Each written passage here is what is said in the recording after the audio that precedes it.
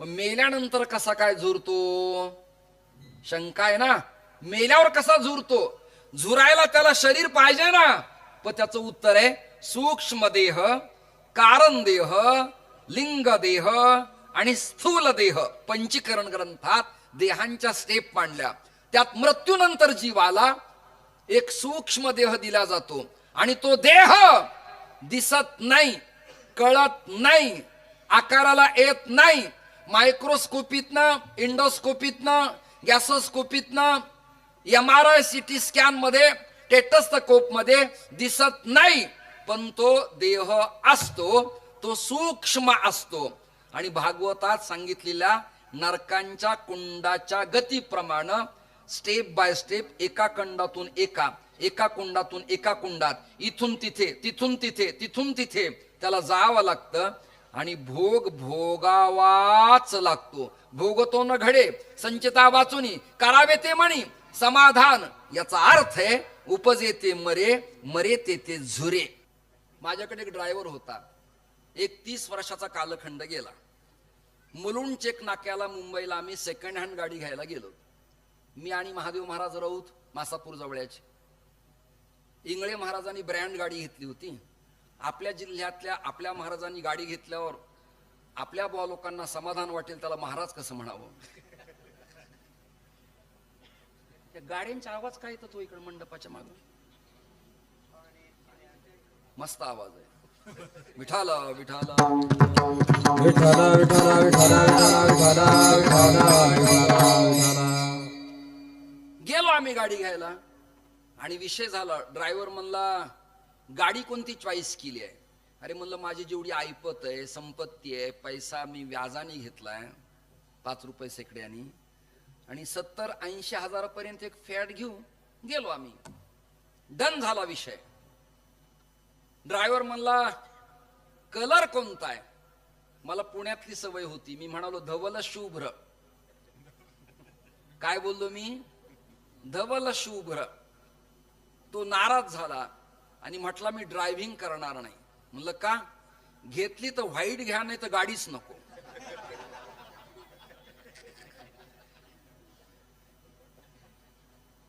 काय झालंय?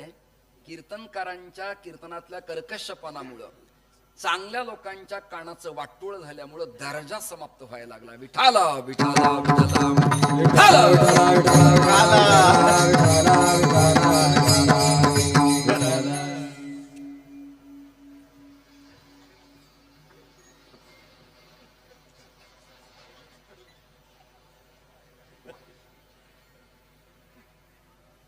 धवल शुभ्र आणि वाईट दोन्हीचा अर्थ एकच आहे ना.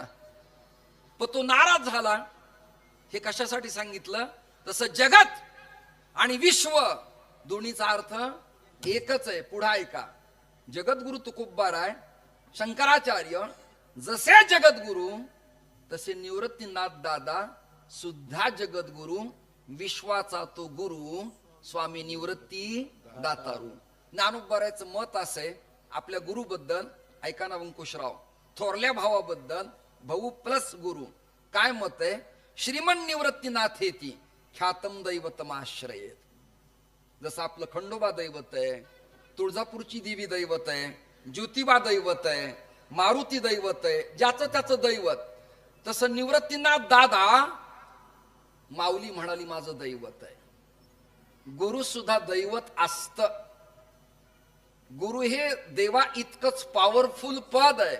अर्थात गुरु चांगला असावा, करप्टेड नसावा, पापी नसावा, भ्रष्ट नसावा, कलंकित नसावा, किंवा त्याच्यामुळे अन्यांना अडचणी येतील असा महाराष्ट्रात आता पुढे कधीही नसावा. विठाला विठाला विठाला विठाला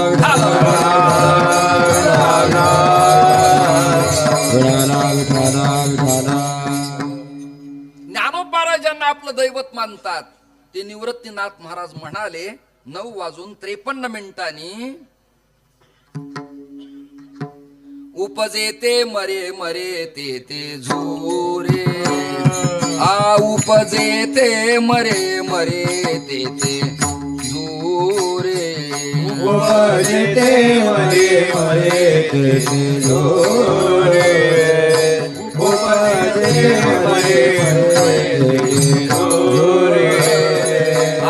उपजे ते मरे मरे तेथे झुरे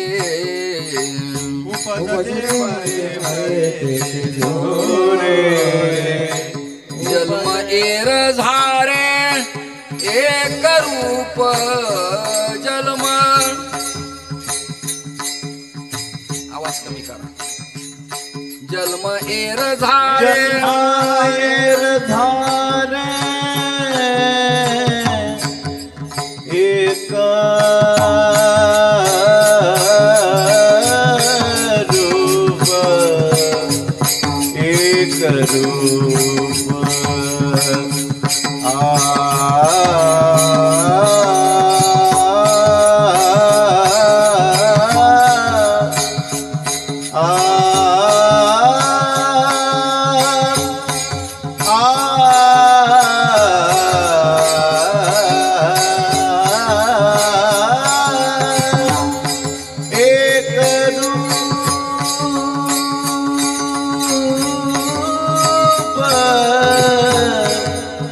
एक रूप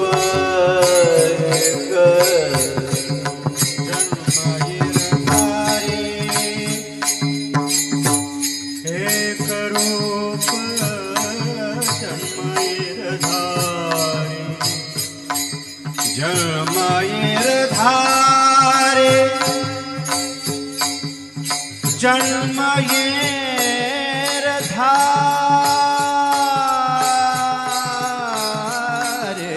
जन्मयेर धारे येर धारे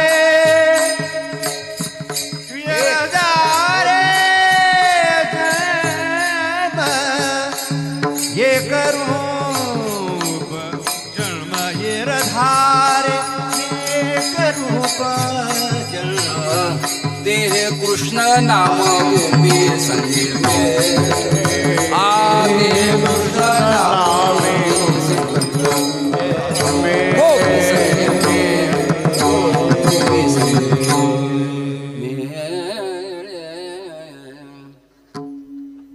उपजेते मरे मरे तेथे झुरे मंडपातले स्टेजवरचे लांब बसलेले जवळ बसलेले स्क्रीनवर पाहणारे ऑनलाईन पाहणारे यूट्यूबच्या माध्यमातून चलचित्रीकरण लाईव्ह पाहणारे सगळेजण ऐका कलेक्टर असू कॅबिनेट असू शिखर परिषद असू बुवा असू संस्थान असू मठ असू गड असू महंत असू कथाकार असू प्रवक्ता असू नाही तर प्रदेशाध्यक्ष असू जगातला कोणी असू त्यांनी लिहून ठेवायचंय जन्म झाला की आपला मृत्यू 101% आहे किती टक्का आहे 1001% आहे मृत्यू नावाची संस्था टाळता येत नाही बाकीचं खोटं बोलता येतं बाकीचं रेटता येतं दुखायला लागल्यावर टॅबलेट घेता येते शरीक करता येतं पैसा नसला निधी गोळा करता येतो बँकेतून मदत घेता येते व्याजाने पैसे काढता येतात शेती विकता येते रो हाऊस प्लॉट विकता येतो धान्य वस्तू घाण टाकता येते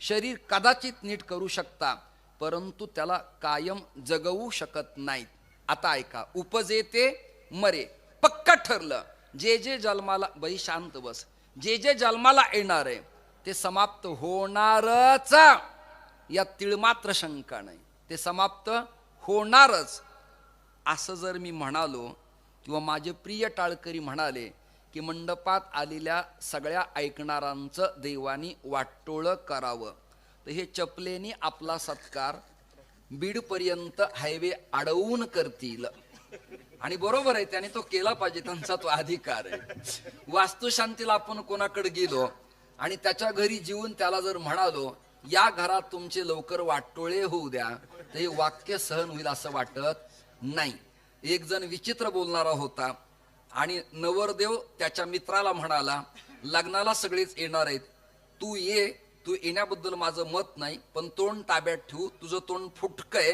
तू केव्हा काय बोलशील सांगता येणार नाही तुम्हाला मी काही बोलणार नाही लग्नाला मला येऊ दे मागलच्या गाडीत मी बसतो आला लग्नाला पाहुण्यांनी विचारलं काय करता तुम्हाला काही करणार नाही मी पिंडा एवढा भात करतो आणि मुडद्यासारखं पडतो दृष्टांत संपला म्हणजे मंगल कार्याला सुद्धा त्याने पिंडाचा विचार केला आणि मुर्दा हा शब्द उच्चारल्यामुळं शुभ लग्नात अशुभ बोलला म्हणून त्याला म्हणतात शुभ बोल नाऱ्या. नाऱ्या शुभ बोल अशी प्रथा आणि परंपरा आहे. काही लोकांचं तोंडच फुटक आणि बिभत्स असतं. ते काय केव्हा पचकतील आणि काय मीडिया समोर ओकतील काही सांगता येत नाही. मी पुन्हा या मीडिया तंत्राच्या माध्यमातून बोलतो, नेत्यांना महाराज लोकाला याच्यापासून आणि कॅमेऱ्यापासून जेवढं सुख प्रदान होतं तेवढंच त्याला दुःख निर्माण होऊ शकतं, नाकारता येत नाही. आता या नवीन नवीन उपकरणात ते AI नावाचं प्रकरण आलंय. त्यात मी एका चित्रकाराला म्हणालो, माझ्याकडे एक स्वामी आहेत, त्यांच्या अंगावर शाल दाखव. त्यांनी कपडा दाखवला आणि जशाच तसा फोटो डोळे उघडेपर्यंत करून दिला. माझ्या डोक्यात आलं, उघड्यांना जर ते कपडा घालून देतात तर कपडा घालणाराला ते नाही कळलं तुम्हाला सगळ्यांना. त्यामुळं प्रसिद्धी जेवढी चांगली वाटते तेवढं त्रासदायक आहे. जावे त्याच्या वंशा तेव्हा कळे. आम्हाला महाराष्ट्रात असा एकही सप्ताह राहिला नाही की त्याच्या समोर तो कॅमेरा नाही. शब्द ना शब्द तोलून मोलून अभ्यासून स्टडी करून साक्षेपी विचार संत विचाराची धारा बैठक करत करत मांडावं लागतं. एकही शब्द हल्ला तर करोडो लोक त्यावरती आपली टिप्पणी व्यक्त करतात आणि जन्मभर किल्ल्या परमार्थावरती माणसाचं पाणी फिरतं. म्हणून नेता आणि धर्मवेत्ता याच्यातून तरणं जगणं अवघड आहे. कदाचित भवसिंधूतून तरेल तो, संसारातून तरेल, पण एरती माईक तरणं अवघड आहे. कळलं तुम्हाला अभ्यासकांना? यातून उद्धरणं अति अवघड आहे. आदरणीय पांगरे, थोडा आवाज कमी करा. आपला स्पीकरचा हात फार गोड आहे, छान. काहींचा तुम्हाला निरोप असेल, आवाज येत नाही, आवाज येत नाही. येतो आवाज त्यांना. ते बिचारे समजा हिरापूरला बसले, त्याला मी काय करू? समजा ते मी गडी कारखान्यावर मला आवाज नाही आला म्हणले तर मी काय करू? कारण तारीख घेताना मी काही ऍफिड्यूट केलं नाही की माझ्या अभंगाचा आवाज घरपोच तुझ्या करीलच म्हणून, असं काही नाही. त्यामुळे जे ऐकणारे जातीवंत लोक आहेत ते पुढे जागा धरून बसतच असतात. निवांत पुलाखाली बसणाराला मी काय करू? असो, एवढा आवाज छान आहे, मोठ्या आवाजाची गरज नाही. माझ्यापेक्षा जे विद्वान लोक इथे येणार आहेत त्यांना आवाज मोठा करा तुम्ही. उपज येते मरे, मरे तेथे झुरे. मरण आणि जगणं यात अंतर आहे. जगायला कुत्रे जगतात, मांजर जगतात, डुकर जगतात, पक्षी जगतात, पशु जगतात, श्वापद गाढव जगतात, माणसंही जगतात. एक वाक्य बोलू का? संसार होत असतो आणि परमार्थ करावा लागतो. तो करताना जग शब्दाचा अर्थ आहे ज जन्माला येणे आणि ग गमन करणे. जग जग. या जगात येथ नाही उरो आले अवतार आणि एरते पामर थोर किती. बडे बडे आले, अलेक्झांडर पासून ते रामकृष्णाधिकापर्यंत, पण त्यांना जावं लागलंय.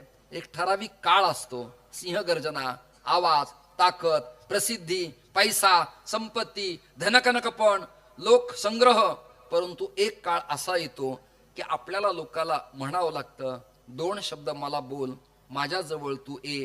कारण काळ असा नियतीने ठरवलेला आहे की चित्रगुप्त यमघंटा वाजायला लागली की आपला काळ संपत संपत येतो.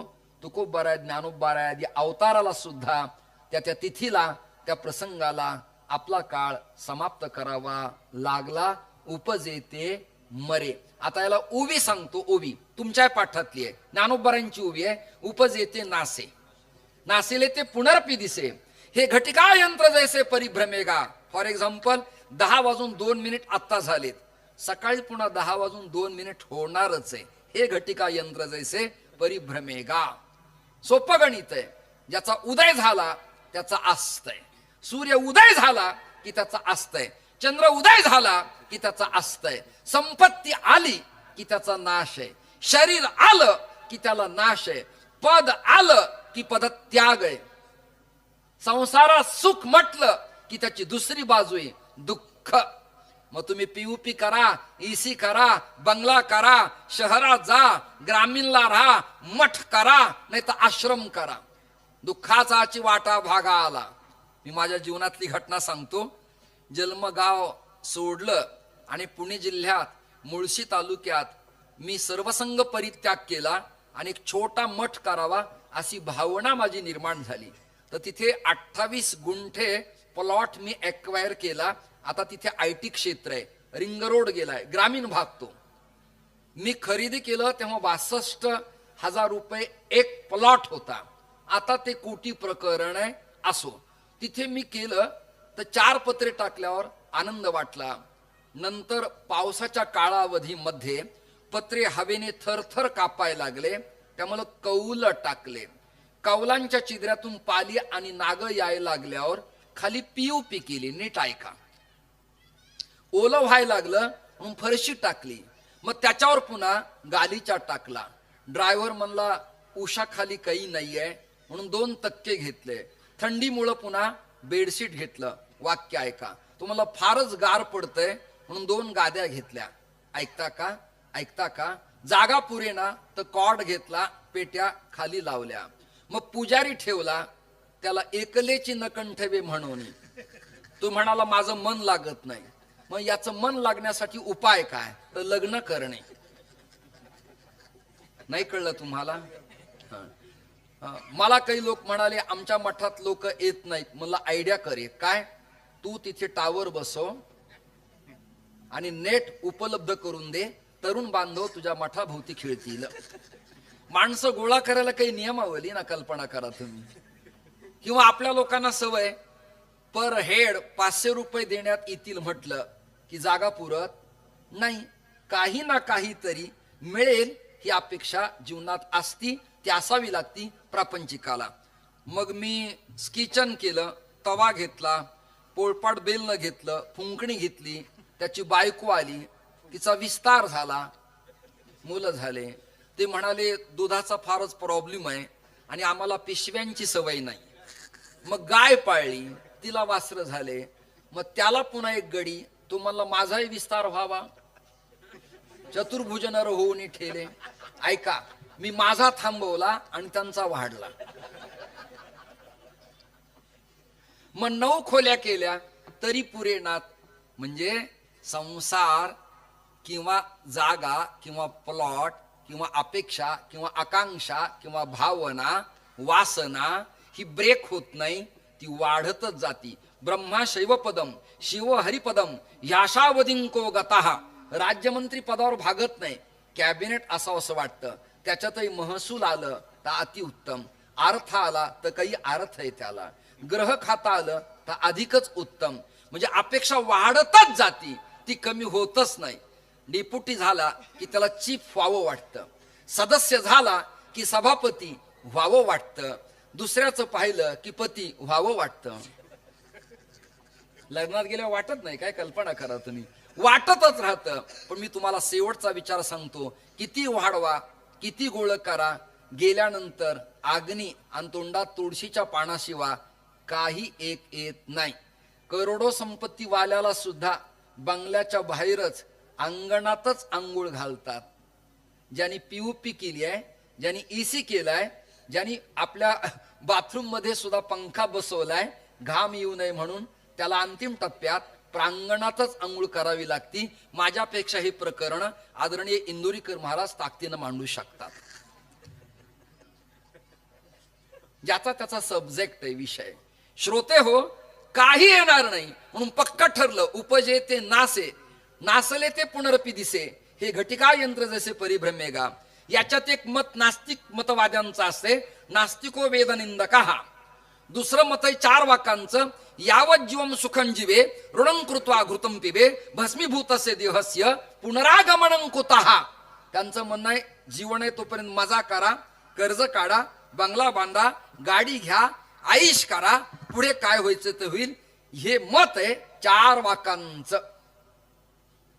निवृत्तीनाथदादाचं मत असे, उपजे ते मरे, इथपर्यंत पक्क झालं.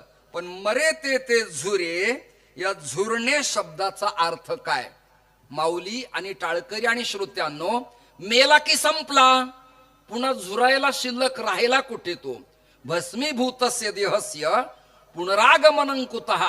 हाडकं घेतले, राख घेतली, पाण्यात टाकली, झाडात टाकली, आळं केलं इत्यादी, प्रयागला गयेला टाकली, शिल्लक काय राहिलं? कशाला क्रियाकर्म करायचंय? परंतु स्वधर्मे निधनम श्रेय, आपला धर्म पाळत असताना आपला आचार विचार क्रिया कर्म जीवाला मृत्यूनंतर सुद्धा शिल्लकच राहतात आणि जन्माच्या आधी सुद्धा शिल्लक राहतात आणि जीवन जगताना सुद्धा शिल्लक राहतात. नाही कश्चित क्षणमपि जातु तिष्ठत्य कर्म कृत, कर्माविना माणसाला जगता येत नाही. श्वास घेणं कर्मच आहे, डोळे मिटवणं कर्मच आहे, हात हलवणं कर्मच आहे, पखावज वाजवणं कर्मच आहे, मी काही करणार नाही म्हणणं सुद्धा कर्मच आहे, मी गप्प बसणार नाही म्हणणं सुद्धा कर्मच आहे. कर्म त्यागता येत नाही. मेल्यानंतर कसा काय झुरतो? शंका आहे ना. मेल्यावर कसा झुरतो? झुरायला त्याला शरीर पाहिजे ना. पण त्याचं उत्तर आहे सूक्ष्म देह, कारण देह, लिंग देह आणि स्थूल देह. पंचीकरण ग्रंथात देहांच्या स्टेप मांडल्या. त्यात मृत्यूनंतर जीवाला एक सूक्ष्म देह दिला जातो आणि तो देह दिसत नाही, कळत नाही, आकाराला येत नाही. मायक्रोस्कोपीतनं, इंडोस्कोपीतनं, गॅसोस्कोपीतनं, MRI CT स्कॅन मध्ये, टेटस्कोप मध्ये दिसत नाही. पण तो देह असतो, तो सूक्ष्म असतो. आणि भागवतात सांगितलेल्या नरकांच्या कुंडाच्या गतीप्रमाणे स्टेप बाय स्टेप एका कुंडातून एका कुंडातून एका कुंडात, इथून तिथे, तिथून तिथे, तिथून तिथे त्याला जावं लागतं आणि भोग भोगावाच लागतो. भोगतो न घडे संचिता वाचुनी, करावे ते म्हणी समाधान. याचा अर्थ आहे उपजे ते मरे, मरे ते झुरे. मृत्यूनंतर सुद्धा झुर नाही, जिवंतपणी तर आहेच, पण नंतर हे झुरावच लागतं. मारिती तोडीती जोडीती यमाचे किंकर. संत प्रमाण आहे, संत प्रमाण खोट बोलणार नाही, गाथा खोट बोलणार नाही, तुकोबाऱ्याचं वचन खोट होणार नाही. मृत्यूनंतरही तुम्हाला भोगावंच लागणार आहे, जिवंतपणी तर भोगावंच लागणार आहे. परंतु मृत्यूनंतरही केले कर्म झाले, त्याची भोगा आले आणि उपजले मेले ऐसे किती तुम्हालाही भोगावं लागणार आहे. कीर्तन माझं समाप्त झालंय. 10:11 झालेत, पण समाप्त झालं म्हटलं की लोक उठतील, म्हणून विठोबा रुक्माई भजन व्हायचंय. मला चरणांचा विस्तार मांडायचा आणि कीर्तनाचा निरोप मला घ्यायचाय. विठोबा रुक्माईच्या वेळेला टोपी घालून बुक्क्यावाले हारावाले सावध राहा. मी असं केलं की इथे या. हार मी लवकर का घालत नाही? हाराचे फार प्रकरण मोठे आहेत. राजीव गांधी सभेला गेले होते आणि कोण्या एका स्त्रीने हार घातला, ती परत आलेच नाहीत. दृष्टांत कळला तुम्हाला? एक, ते फ्रीज मध्ये ठेवलेले हिरवेगार ओलेचिंब हार असतात आणि ते गळ्यात आले की वस्त्र ओलं होतं आणि या विश्वजित जायभाय सारख्या पोराला शंका येते एक्झॅक्टली हे काय आहे म्हणून. तिसरं प्रकरण, हाळ किती जरी स्वच्छ असले तर कळत न कळत त्याच्यात जीवजंतू असतात. मला दुसऱ्या दिवशी दाढीत हिरव्या 3 आळ्या सापडल्या. रात्रभर काय वळवळ होतं कळलं नाही. म्हणून हारा आणि पाकळ्या टाकणाऱ्याला मी प्रार्थना करत असतो, या खर्चाबरोबर मला एक मोठ्या दाताचा कंगवाई दे, म्हणजे मला स्वच्छता अभियान करता येईल. उपजे ते मरे, मरे ते झुरे. त्याला झुरावं लागतं, मरावं लागतं. जन्म एर झारे एक रूप. त्याचे येण्या जाण्यात 3-13 होतात, परंतु एक रूप ब्रह्मतत्वाशी, कृष्णाशी, रामाशी, दत्ताशी, शिवाशी, पांडुरंगाशी, गणपतीशी त्याला जी आवड असेल त्या देवाबरोबर जीव एकरूप होत नाही. माझं सरळ उत्तर आहे नामसप्ताह सामाजिक परिवर्तन, नामसप्ताह स्वच्छता अभियान, नामसप्ताह संत वाङ्मय